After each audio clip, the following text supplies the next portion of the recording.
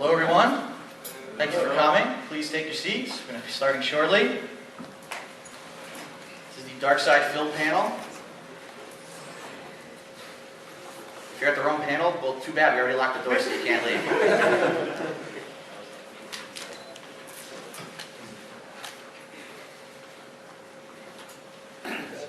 Good? Yeah.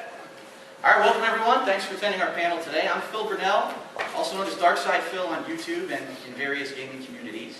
And what we're going to talk about today is a little bit about my story, how pretty much inadvertently, over the past several years, I was able to turn my online hobby into a full-time occupation, a way to actually financially support myself. And the trials and tribulations I've been through trying to do it. And then after that, what we're going to do is we're going to actually debut a project that we've been working on for quite some time. We're pretty excited about it, called Project 7. It's going to be a short little web mini-series. And after that, we're going to open up the panel to Q&A about anything, whether you want to ask me about what I talk about in the panel, any of my cohorts here along the panel, we'll introduce in a moment, about the things that they're doing, or anything like that. So before we start, I guess I should introduce. Next to me I have John Rambo, as many of you might recognize from my videos and also his channel, John Rambo Presents. How's it going, everybody? We've got Howard. How's it going? How's it going? From Howard Showcases. We've got Andre from Respect the Pact. And we've got OJ, who you might see from Fresh OJ Some Pulp or John Rambo Presents the show, the weekly podcast that they do. I'm around. Alright, so, a little bit about myself. I grew up in Connecticut. I grew up with games. I grew up in the 1990s with games like Street Fighter, Final Fantasy. I was heavily into going to arcades and playing games competitively. And even though it was always kind of my hobby, I never necessarily thought that it was ever going to turn into something else other than that. And right around the year 2000, I actually started getting a little bit more into the competitive Street Fighter scene, started traveling the country, playing games like Super Street Fighter 2 Turbo, Marvel vs. Capcom 2. I actually attended the very first Evolution, which is the fighting game nationals. And I took it pretty seriously for a while, all through my college days and through my first several full-time jobs that I held as an adult. And then about in 2007, after doing this for about 7 years, I said, you know what, I've been there, I've done that, I've been all around the country, and I'm a little burnt out. I really don't feel like I want to really be traveling around doing this anymore. I still like Street Fighter, but it's not something that I want to focus my life on. And I started focusing on other things. Well, late in 2007, unfortunately, I was diagnosed with a pretty serious back injury. And my doctor pretty much told me, listen, for the rest of your life, you're either going to need a really, really serious operation, or you're going to have to stop carrying heavy things, you're not going to be able to drive long distances, you're not going to be able to play sports. And yeah, it was a life-changing experience for me. I've had to adjust my life in some pretty serious ways, but the good thing about it was, I'm a gamer. I love video games, and video games aren't anything that are physically strenuous. So I said, you know what, this is a good opportunity for me to maybe branch out. I've been seriously into Street Fighter for quite a long time. Why don't I branch out into other games? I actually hadn't really been playing a lot of console video games from the year 2000 all the way through 2007 because I'd always been traveling to play Street Fighter. And starting around the fall of 2007 all through early 2008, I pretty much started playing every single major console release just to kind of re-immerse myself in the gaming culture. It's been so long since I've been playing these games. And so I did that for about a year, never had really thought about anything like using YouTube or anything like that. I was just like everyone, just sitting around playing games all day. And then late 2008, I still remember the moment this happened. I was playing Lost Odyssey. And I got to a certain boss in Lost Odyssey, and I could not beat this boss. And I went to GameFAQs, it was the old school place that everyone went to get their information on how to beat games. But Lost Odyssey had just come out. There was no facts or anything explaining how to beat this boss. I said, man, I don't know what I'm going to do. How am I going to beat this guy? I didn't want to go out and spend $25, $30 on a strategy guide just to figure out how to beat one boss.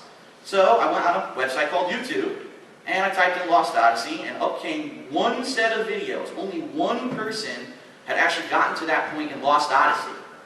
And I'm watching the guy fight this boss, and I'm learning some stuff from it, but the thing that really got me was, this was his let's play of the game, but there was no commentary. It was just straight direct capture footage. And for me, it was like, wow, this is great. I'm learning, but I really wish he was explaining what he was doing when he was beating this boss. What was his mentality? What strategies is he using? because it was kind of hard to interpret what he was doing when he was trying to beat this boss just by seeing it.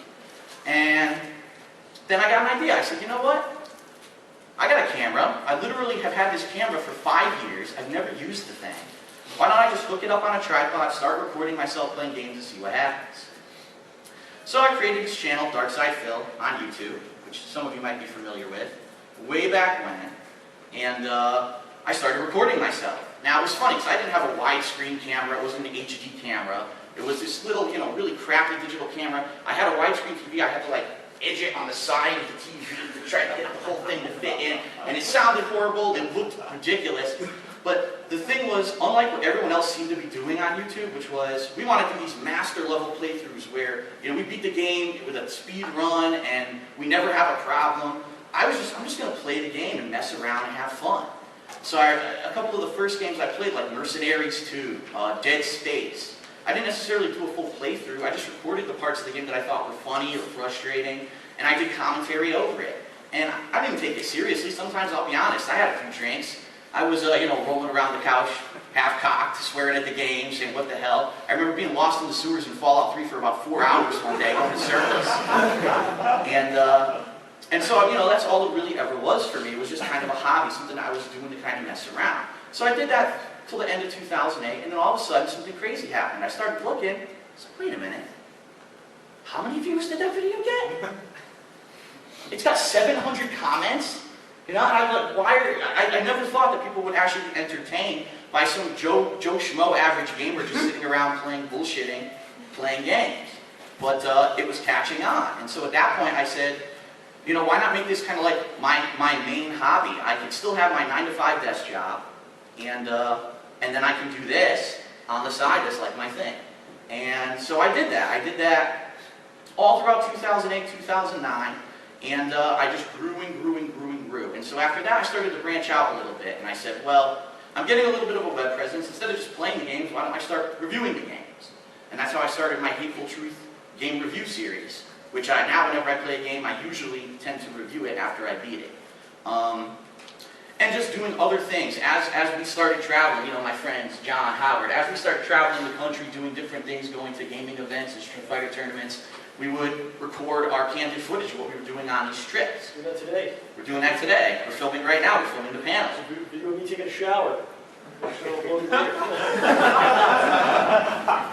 So this is pretty much anything that we did that was gaming related, we started recording, and it just seemed to catch on. Now, again, keep in mind, this whole time, it was a hobby. It wasn't, and never in my wildest dreams did I ever think that I was going to find a way to turn this hobby, this gaming hobby that I've had my whole life, and find a way to make money doing it. I never had that intention. So then I believe it was about halfway through 2010, and I made a separate channel outside of my gaming channel, because a lot of people were complaining there was too much stuff on that channel. We would like it if you just put gaming footage on that channel. So I made another channel on YouTube that was kind of like for video logs for our trip footage. It kind of separated the two. Right. And I ended up actually getting YouTube partner status on this separate channel, which means that basically I can put ads on those videos. And based on how many people watch the video, how many people click the ads, you can actually make some side income doing this. And it never was anything significant. Maybe I make $100 a month. It was nothing that was ever going to be anything than just like a little side thing. And so I continued doing this all through 2009, 2010. We had the little partner thing going. It was pretty sweet. During that time, John Rambo actually qualified to go to the Super Battle Opera qualifiers for Street Fighter. Right. And he made his own channel, John Rambo Presents, on YouTube, in which he put up all this footage of his trip to Japan. That became pretty popular. Spin-off channel. Spin-off channel, if you will. Yes. And so we were just having fun doing what we were doing.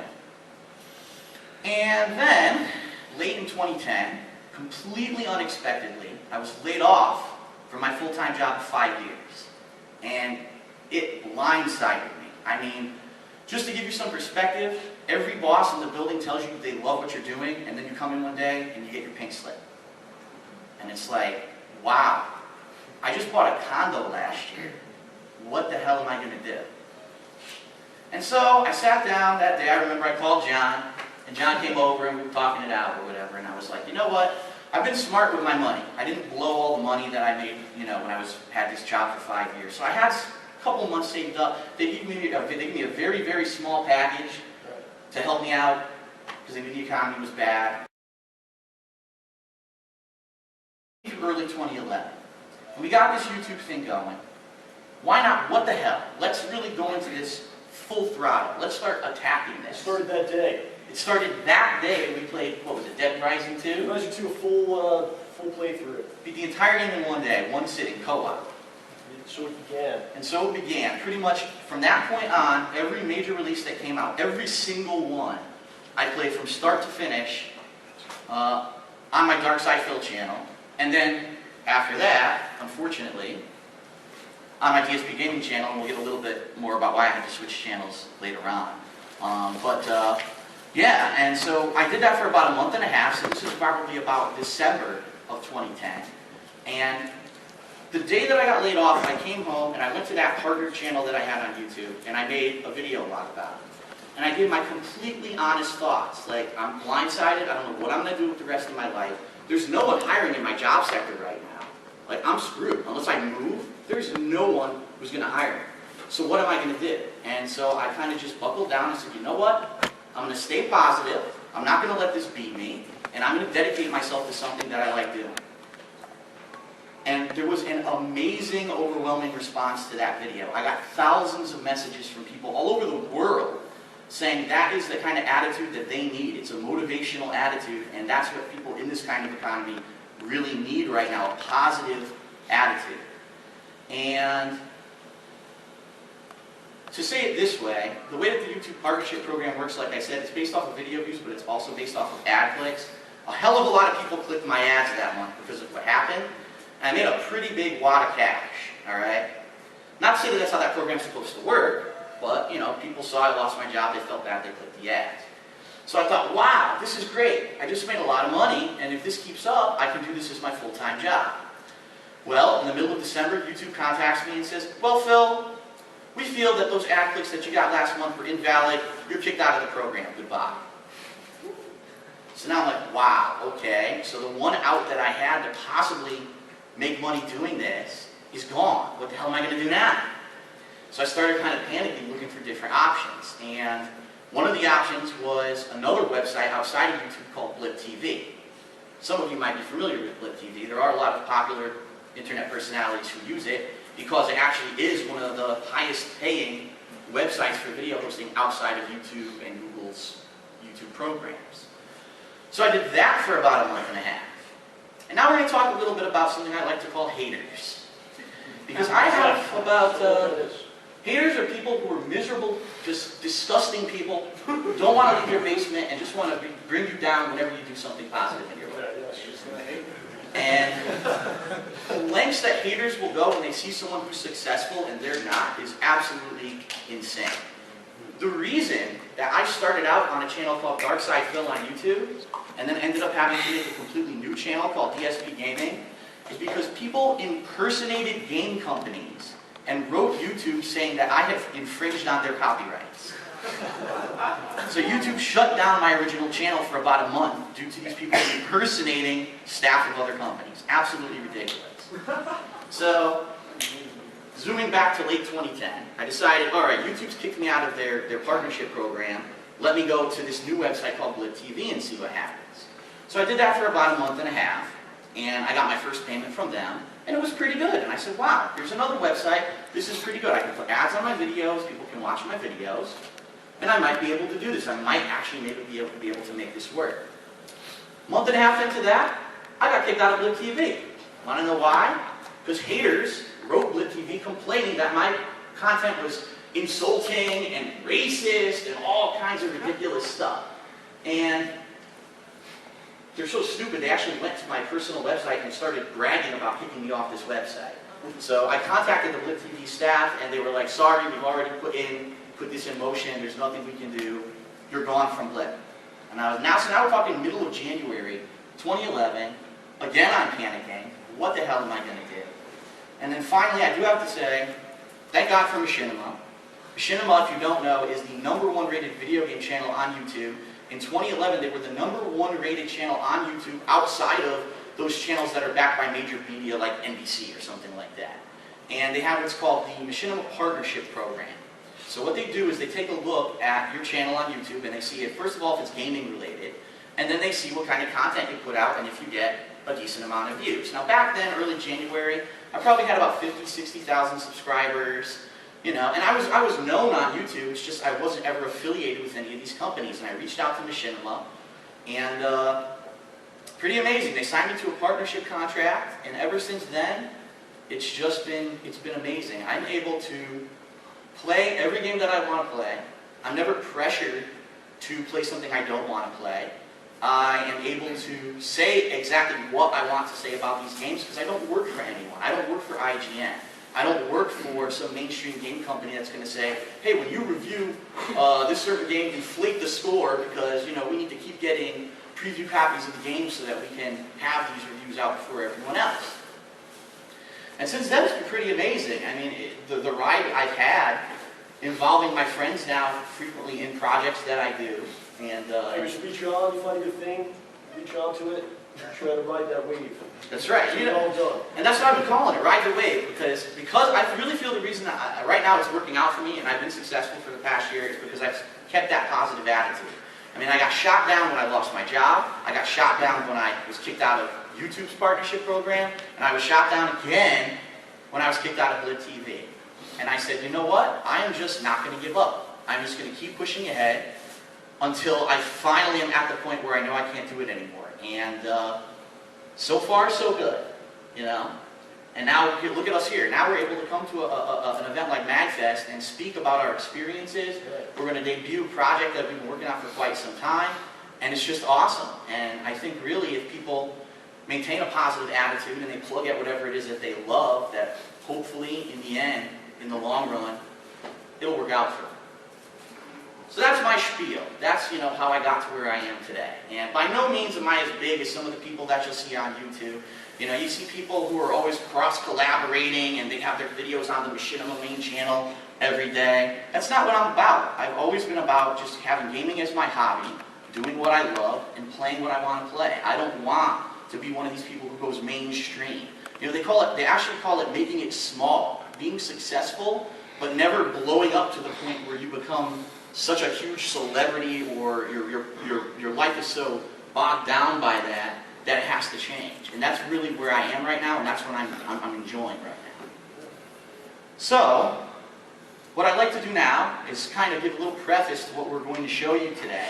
And then after we show you this, we're going to open up the floor to Q&A. Any questions about anything? So, a little bit about what we're going to show you. It's called Project 7. And in early 2010, that was before I was making any money on YouTube, and I was doing, you know, video game playthroughs and enjoying what I was doing. But admittedly, I was getting a little bit bored with it, just playing games. And I said, I want to branch out. I wasn't a creative person. I like comedy. The problem is I have absolutely no technical skill whatsoever. I'll admit that. I'm a horrible video editor. I'm a horrible actor.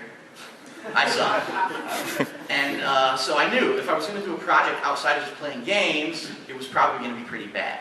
And so one day I said, you know what the hell? I came home from work one day, I was frustrated, there were no games that came out that week. And I said, I just want to do something different. And so I sat down and I wrote a little webisode of something called Project 7. Just to give you a preface for those of you who don't know what it is or have never seen anything of Project 7. Someone who's masked, you don't know who it is, his name is Deathface, okay? He kidnaps me, he basically locks me in my condo and I can't get out. He's barred all the doors, he put explosive on the windows. And he says, you know what, Phil? I hate your guts. I don't like you. Almost like I was kind of impersonating the haters who had been trying to bring me down for years. Saying, I'm going to force you to play a game from your past that you hate so much, but I'm going to force you to sit here and play it because I hate your guts. And so it was like a really stupid, horrible, I mean, it's the dumbest thing you've ever seen, okay? And all of a sudden, my fans watch it, and I get this overwhelming positive response. Like, this was funny, this is great, you're the worst actor ever, but I laugh because you're so bad at it. The editing is shit. Make another one. Okay.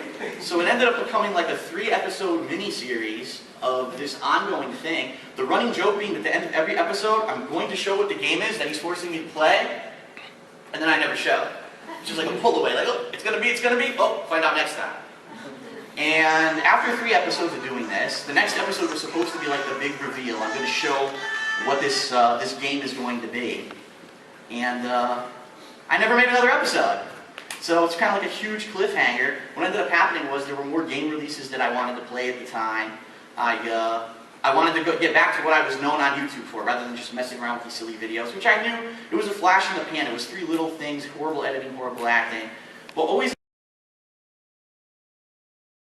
get back to doing something creative like that. And you asked for it all the time. that is absolutely true. The number one thing is funny. It doesn't matter what video I was doing. It doesn't matter what game I was playing. On every video, there's one comment.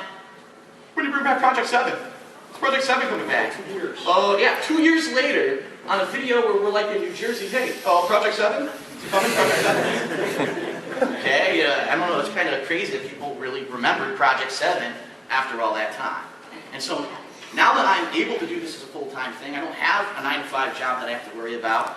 I have the opportunity to work on crazy projects like this. And so a couple months ago, you know, John, Howard, and I were kind of messing around and talking, and we saw that Howard had some friends in a group called Respect the Pact, and they're really good. Filmmakers, video editors, visual, graphical effects guys, they went to school for it. They're really good at it. And Howard had made some videos with these guys on their channel, Respect the Pact on YouTube, and we looked at it, wow, that's really impressive. Yes. Well, wait a minute, you know, why don't we do something with these guys and cross over and see what we can come up with? And we thought about what would we want to do. Do we want to do something completely original or whatever? So wait a minute, what about that thing that everyone always asked for the past 2 years and we just never got back to, Project 7? And that leads us to today. Yeah, okay, always to this. Full circle. Yes. So what we have done is revived Project 7, and what you're going to see here when we debut this to you is it's going to have a very small like recap video of the beginning of the old Project 7 videos, and then it's going to cut into the pilot episode of Project 7. Keep in mind it's short, it's not a half-an-hour thing or anything like that by any means. This is just something we kind of threw together, and please keep in note that this is a series that's intentionally cheesy. Bad acting. The video editing is good now because we have good video editors or graphical effects. Just for yourself once I press play. But yeah, so this is going to be the very first episode. We're very proud to debut this here at MAGFest. This will also be debuting on my channel, DSPGaming, a week from now. And what we're planning on doing is, if fan feedback is overwhelmingly positive, which of course it will be, I can only assume, yes. we will be doing this at least once a month, hopefully, for the next year. And it's going to be, just to warn everyone, it is heavily fan-related, this first episode. There's a lot of inside references in this episode to things from my previous videos, from things that I've done with John and Howard, that if this is the first time you've ever heard from me, you may not understand it. Understandably, Some stuff in there for everyone, though. But there is some funny stuff in there for everyone. We hope you at least enjoy it and get a laugh out of it. And that's pretty much it. So I think I've talked enough now. Yeah, did a good job. And applause for the...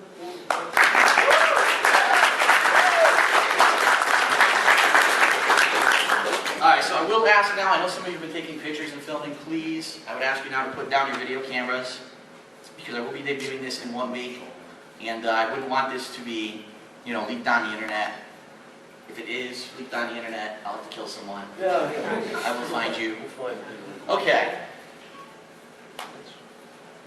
Oh yeah. Someone do the lights, please. You know how to do it, Howard? You don't know.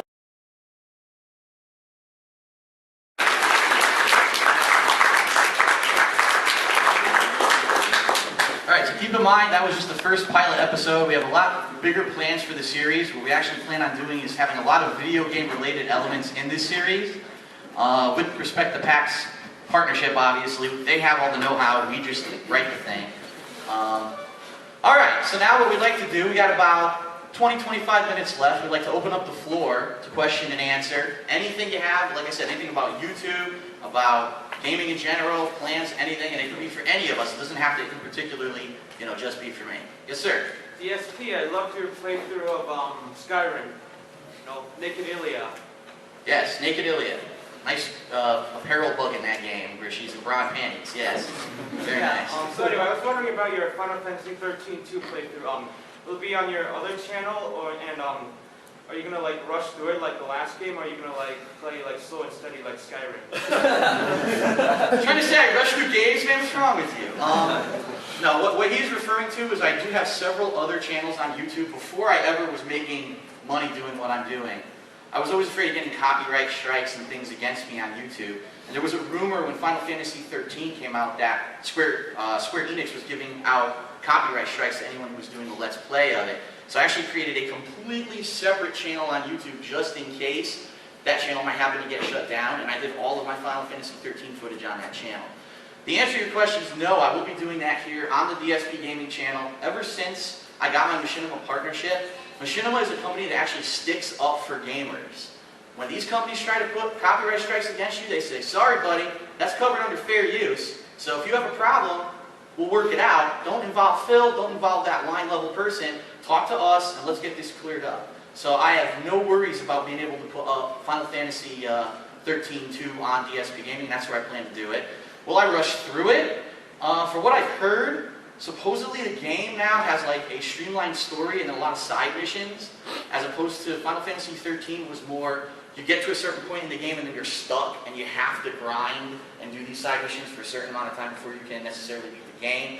So I'm going to try to take my time. I'm trying to, now that I have more time to do it, keep in mind when I played Final Fantasy 13, it wasn't my full-time thing that I was doing. I'm going to try to give it a fair amount of time and give it its due. Now, if I get bored, too bad, I play games because I like them. I'm not just going to force my way through a long game because I'm bored of it. So, we'll see what happens. Yes, sir. I got a question. Would you ever consider like changing up, I guess, your grading scale in terms of like when you do your hateful truths and stuff? 'Cause I know a lot of websites like 1UP and stuff, they stick to just A, B, C, D, and E, and like X-Play, 4 out of 5 and stuff like that. Would you ever consider like slimming it down just to get more of an impact out of it, or is it just? It's a good question, and every time I do a Hateful Truth video game review, I don't know if anyone heard that, but the question was, will I ever change my rating scale when I rate games? The way that I rate games is on a 1 to 10 basis. 1 being probably you can't even boot the game, and 10 being the perfect game, which I probably will never play in my lifetime. And my grading scale is very strict. I mean, if I give a game a 5, it actually means it's a pretty okay game. It's not a bad game. I hate how these mainstream media, when they review a game as like, an 80 or a 90, and then you play it, you're like, this game's kind of crappy. Why the hell did they give it such a high score? Right. The thing that I like to do with my reviews, which anyone who's seen them, is I not only give it a score, but I also spend a lengthy amount of time explaining the pros, the cons, and then actually explaining the kind of gamer that I think would like to play that game.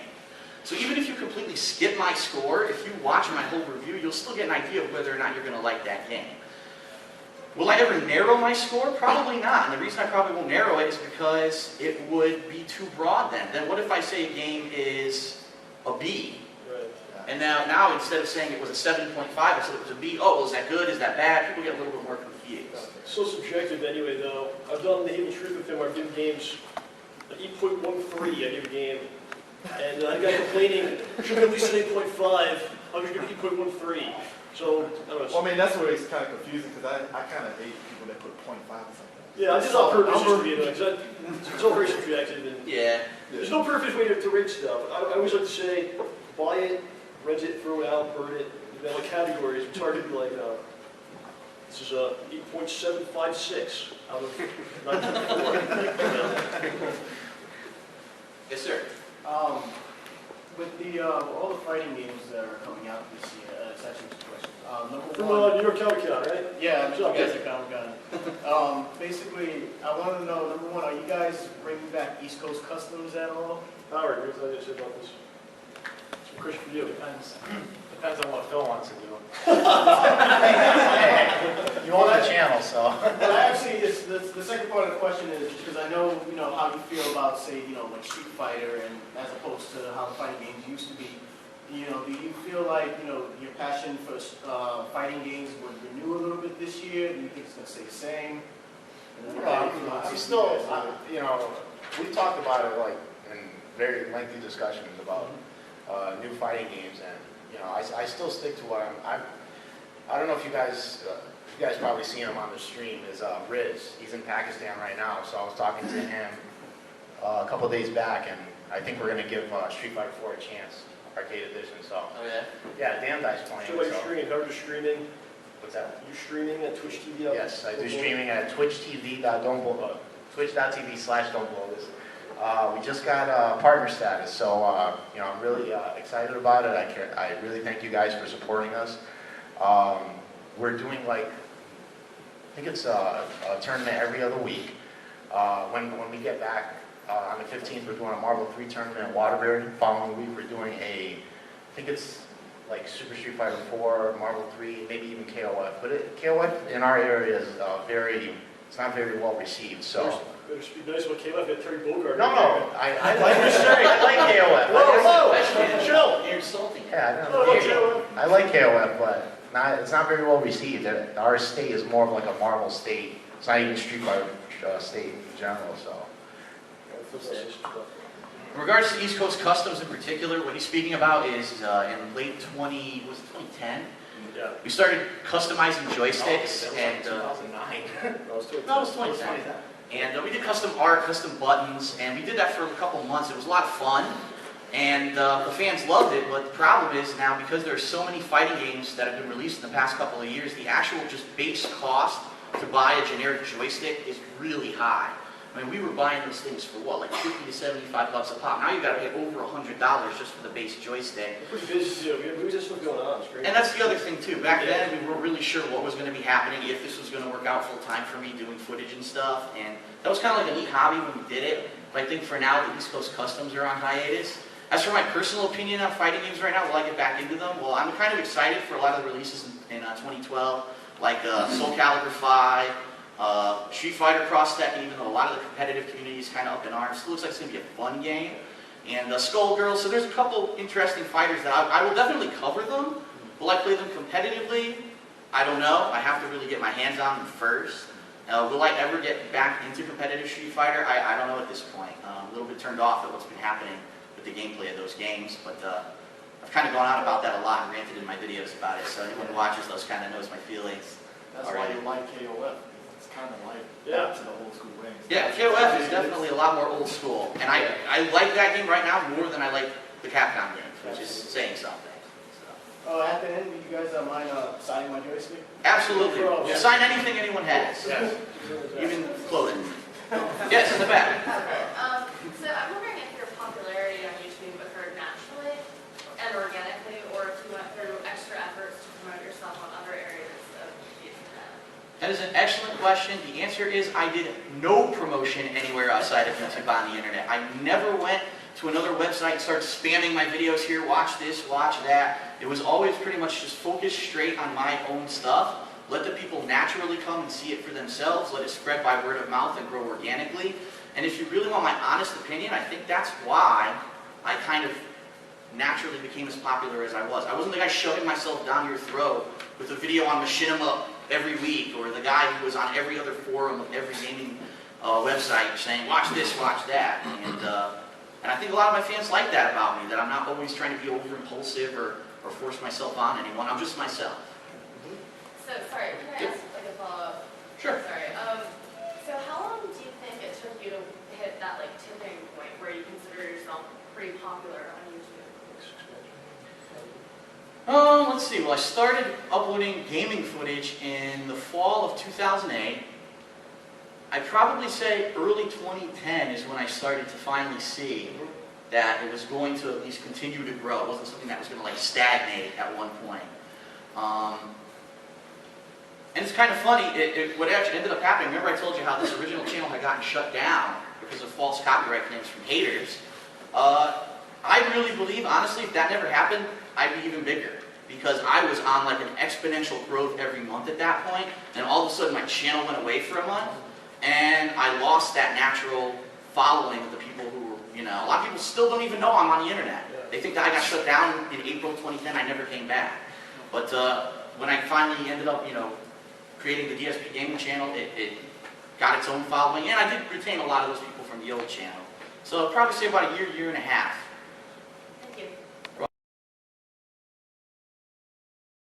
But I've recently gotten into like watching a lot of video game tournaments like League of Legends and StarCraft 2 and fighting tournaments and all that. I'm wondering, do you guys shoutcast? And if you do, like how you got into it, and if you don't, like do you want to get into it? Is that interesting? Like how's that all go? Well, I think this one's a question for Howard.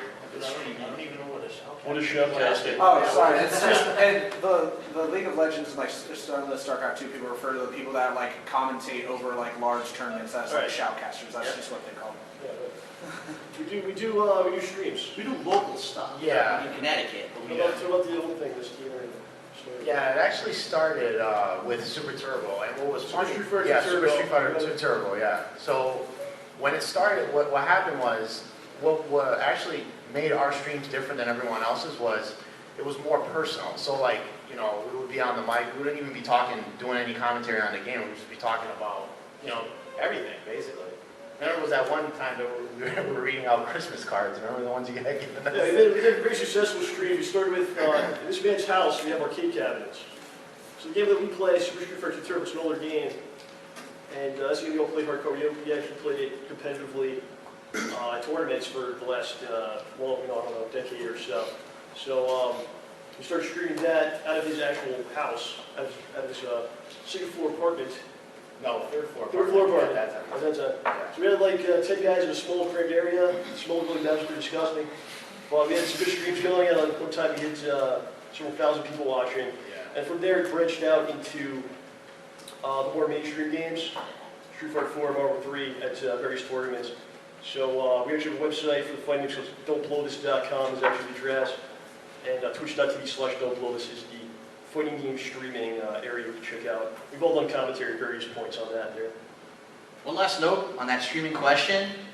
In 2012, YouTube will begin to be doing mainstream streaming. And this is a big new program they're pushing out. They haven't given me a date yet. But what I would like to do when that's enabled, they actually contacted me as one of the people they want to like be a beta of that program.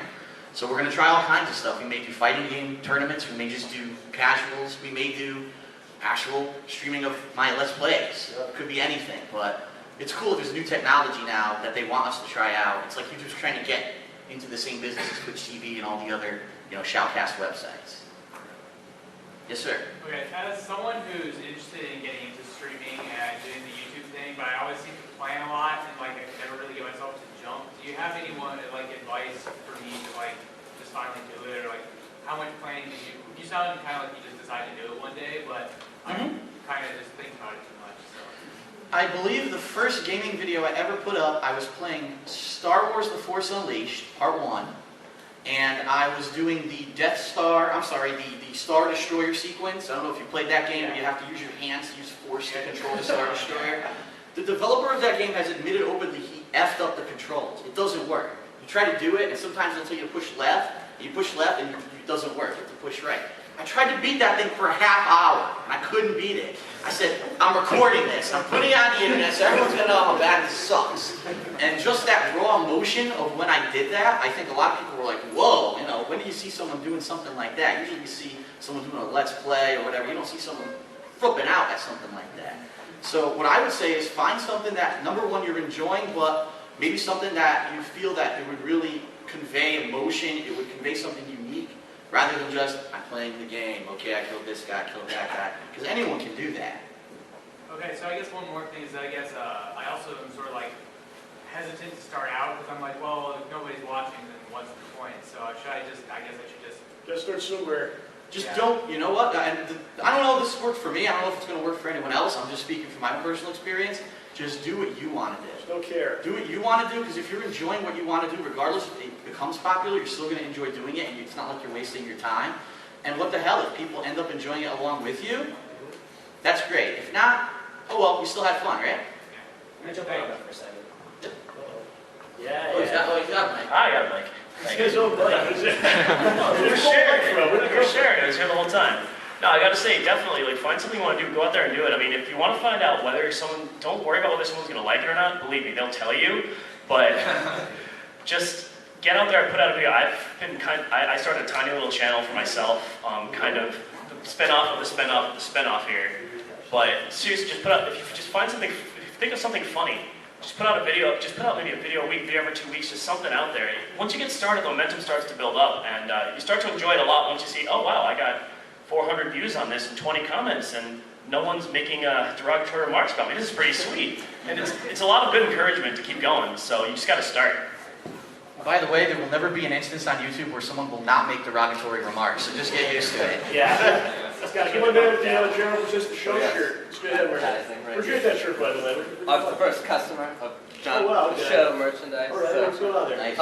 When is OJ's debut on Project 7 going to be? Depends on how nice he is to us. The demands were too incredible. It was like, I need a trailer, I need, A giant bowl of only brown M&Ms. We're currently in contract negotiations with OJ and his people, and we're like trying to work it out. So. Nice. Yeah, I drove you guys here. I'm not good. Go ahead. Quick follow-up and then When we can can we go. expect the DSP movie after all these successful shows? You know it's coming. Yeah, it's coming in theaters Oh, it's in theaters. 20... Theaters? 3DSP, watch for it. Could happen. 3D movie? When I'm dead, Yeah, someone wants to 3D. play Gotta be me. in 3D. All right, sir. Yeah, I was just wondering what your thoughts and concerns are regarding to this stop online piracy act. Uh-oh. Here we go. Goes an All hour. right, it's going to get heavy. You ready? Get serious.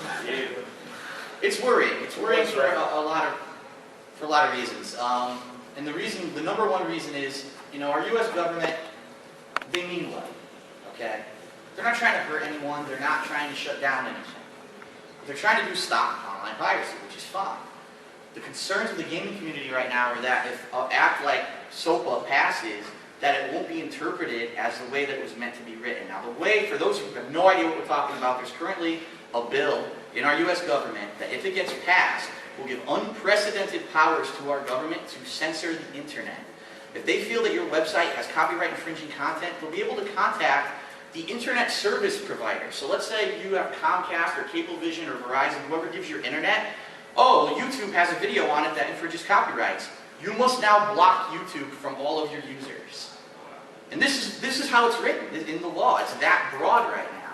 So right now there's a lot of, real concern in the internet community. Now, our lawmakers are telling us the only reason that this bill is being pushed through Congress is because they want to stop websites outside of the United States, like the Pirates Bay and all those, those well-known BitTorrent sites that are stealing stuff and sharing it all over the internet.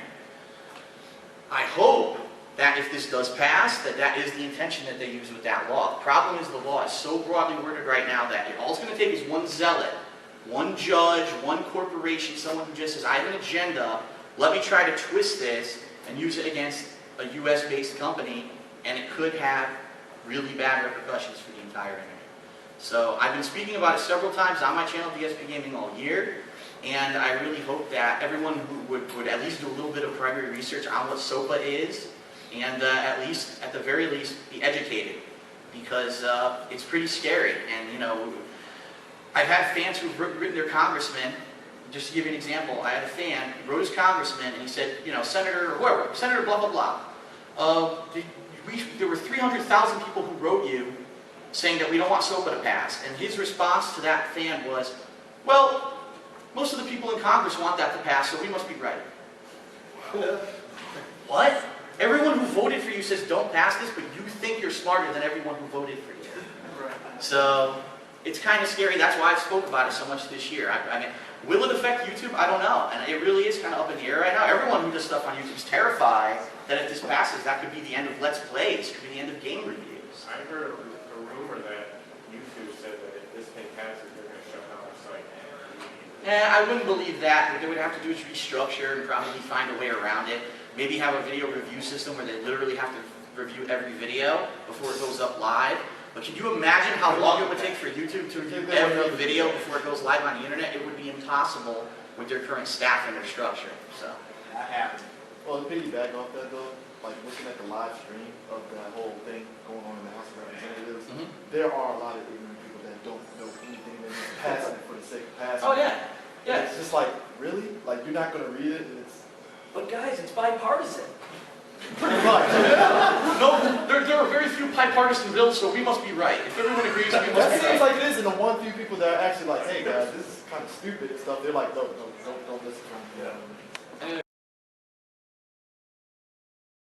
Take my question. I'd like to say it's been a great privilege of mine to be good friends with you guys. I've known you guys for since July. I've personally gotten to know these people.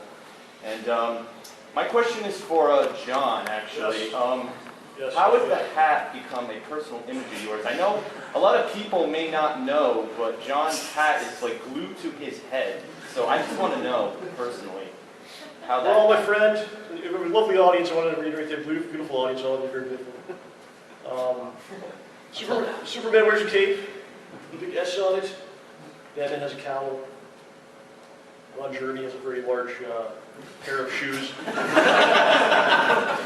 So I kind of have my little gimmick. I'm a very big wrestling fan, and also went to Catholic school.